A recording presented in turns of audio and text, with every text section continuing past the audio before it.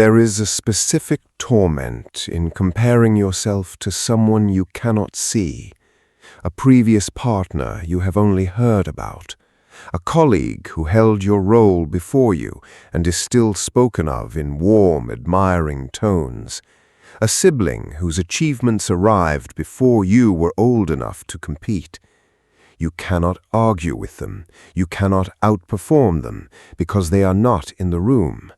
They exist only as a story, and stories are always more perfect than people. A novel that has haunted readers for generations builds its entire atmosphere out of exactly this feeling. That novel is Rebecca by Daphne de Maurier, a book that became one of the most enduring works of psychological suspense ever written and has never gone out of print. It follows a shy, unnamed young woman who marries a wealthy widower and arrives at his grand estate, only to find the house, the staff, and her own mind saturated with the presence of her first wife, who is dead and yet somehow everywhere. Beneath its Gothic tension lies a remarkably precise study of insecurity, comparison, and the stories we build about people we do not know. From the start, the book studies the psychology of the person who feels they do not belong. The narrator arrives in a world where she believes everyone is more elegant, more confident, and more suited to the place than she is, and the author renders her inner monologue with painful accuracy. The constant scanning for signs of disapproval, the imagined conversations, the rehearsed replies. The story explores what it feels like to move through a room certain that you are being found lacking. It invites a reflection many people will recognize. Have you ever walked into a place convinced that everyone there could see exactly how much you did not fit? The novel also explores how comparison flourishes in the absence of information. The narrator knows almost nothing real about the woman she is measuring herself against. She has only fragments, admiring remarks, a signature, a set of belongings, and from these scraps her mind constructs a rival of impossible perfection. The author shows how the imagination fills every gap with the worst possible interpretation. The story examines the way a comparison built on incomplete information will always favor the person who is not there to be seen clearly. It raises a question worth sitting with.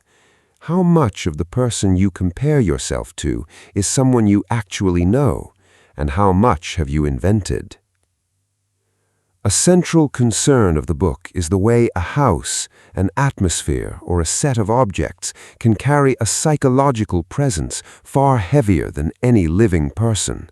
The estate itself is soaked in memory, arranged according to another woman's taste, run according to her preferences, and the narrator must live inside a life shaped entirely by someone else.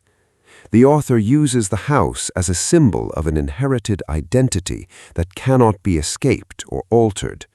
The story explores what it means to live inside a life that was designed for someone else.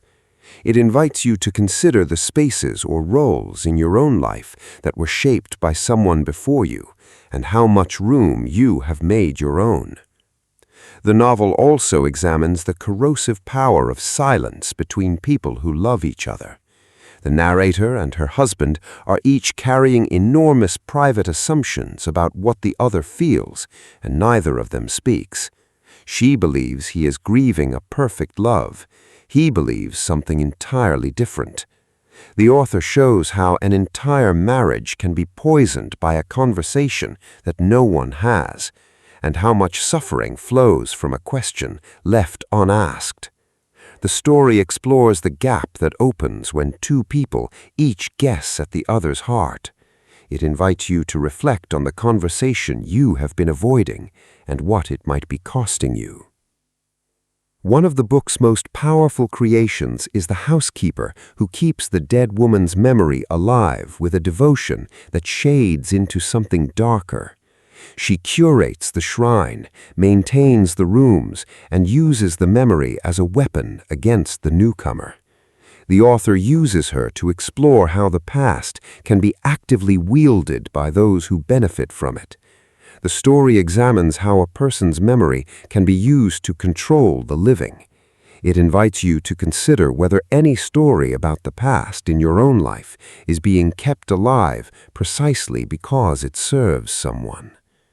The structure of the novel, narrated in retrospect by a woman looking back on a house and a marriage that no longer exist, creates a mood of dread from the first line. The author lets you know immediately that something has been lost and then walks you slowly toward the loss. The story explores how a backward gaze changes the weight of every ordinary moment, since the reader knows that all of it is heading somewhere. It invites you to notice how differently a memory feels once you know how the story ended.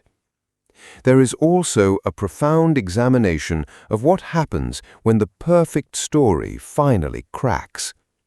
Without revealing the turn, the novel eventually reveals that the truth about the woman the narrator has been measuring herself against bears almost no resemblance to the legend. Everything the narrator believed, every comparison that tormented her, was built on a fiction that everyone around her was maintaining for their own reasons.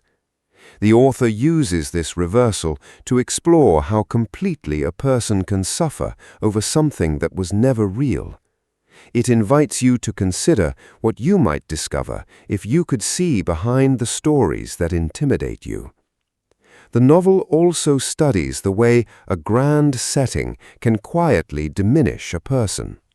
The estate is beautiful, admired, and famous, and the narrator moves through it as a guest in what is supposed to be her own home, afraid to move an object or change a routine.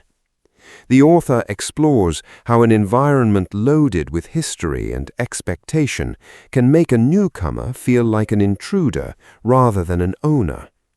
The story examines the difference between occupying a place and belonging to it.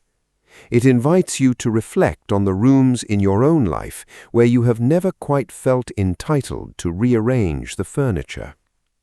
In the end, Rebecca leaves you with a sharper eye for the comparisons that quietly run your life. It suggests that the rivals we invent are always more perfect than the people they are based on, that silence between people breeds far more suffering than honesty ever would, and that a legend can only intimidate you until you finally see behind it. A story that reveals how much torment can be built on a fiction offers a rare kind of relief. Books aren't just stories, they're mirrors that help us understand ourselves better. Comment below with the book you would like explored next and the invented rival you have measured yourself against for too long. If this kind of reflective book analysis speaks to you, consider liking and subscribing so more of it can reach you. This video uses AI-generated audio and visuals for educational purposes only. This is just one reader's personal thoughts and interpretations.